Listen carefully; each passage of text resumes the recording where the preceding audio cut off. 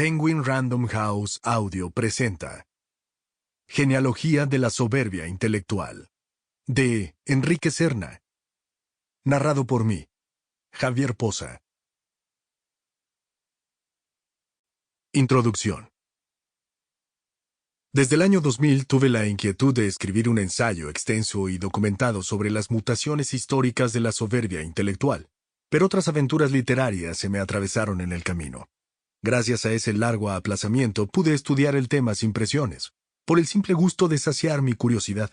Quería tener una visión de conjunto de las élites del saber en distintas épocas y culturas, comprender mejor la paulatina transición del poder espiritual al poder cultural, delinear la evolución histórica del elitismo, el esnovismo y la pedantería, y madurar algunas ideas que me rondaban la cabeza desde mis tiempos de estudiante universitario.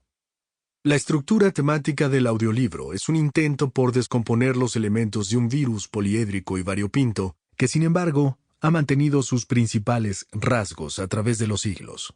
Desde luego, el título alude a un clásico de la filosofía, La genealogía de la moral, que leí en mi juventud con una mezcla de júbilo y repulsión. Admiré y sigo admirando la demolición de la moral judeocristiana emprendida por Nietzsche y, en particular, su ajuste de cuentas con el opresivo dogma del pecado original.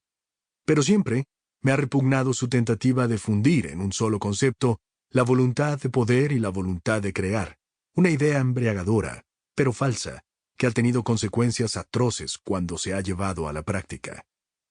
Férvido panegirista del hombre superior, Nietzsche no fue el primer megalómano que elevó a los hombres de genio por encima de la especie humana y les concedió una patente de corso para humillar a los débiles. 4 milenios atrás, los brahmanes de la India hicieron lo mismo.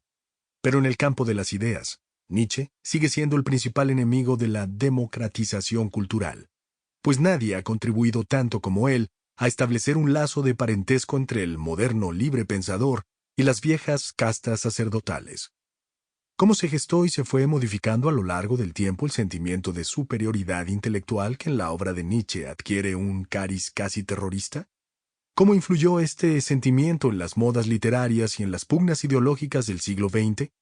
Para responder esas preguntas era preciso escribir una genealogía del intelecto engreído y beligerante, siguiendo las pautas que el propio Nietzsche fijó para rastrear los orígenes de la moral. En los capítulos dedicados a esbozar la evolución del hermetismo poético y filosófico, la génesis del odio al vulgo profano, los monopolios de la escritura o de las lenguas cultas, el uso del argumento de autoridad para reprimir la crítica o la imitación de la aristocracia por parte de los cenáculos intelectuales, he tenido que hacer resúmenes históricos y dar explicaciones que tal vez un lector bien informado no necesite o solo necesite para refrescar la memoria. Preferí pecar de pedagógico que pecar de excluyente, para no contravenir la esencia de una obra cuya intención polémica es indisociable de su carácter divulgador. Por obvias inclinaciones vocacionales, en este ensayo me refiero principalmente a los estragos que la soberbia intelectual ha causado y causa todavía en el mundo de las letras, pero nunca he creído en el saber compartimentado. Y como el tema del audiolibro tiene amplias ramificaciones en la filosofía, la ciencia política, la historia de las religiones, la psicología y las artes plásticas, he tomado elementos de esas disciplinas para esbozar un paisaje de fondo que por momentos pasa al primer plano. Para conocer a fondo los 1001 disfraces de la soberbia intelectual en todas las épocas de la historia, hubiera tenido que dedicar a esta obra lo que me resta de vida, una tarea superior a mis fuerzas y mi paciencia. No pretendo, por lo tanto, abarcar el tema en toda su amplitud. Solo he querido reconstruir el ADN del poder cultural autoritario y desmontar los tinglados que utiliza con más frecuencia para intimidar a los espíritus libres.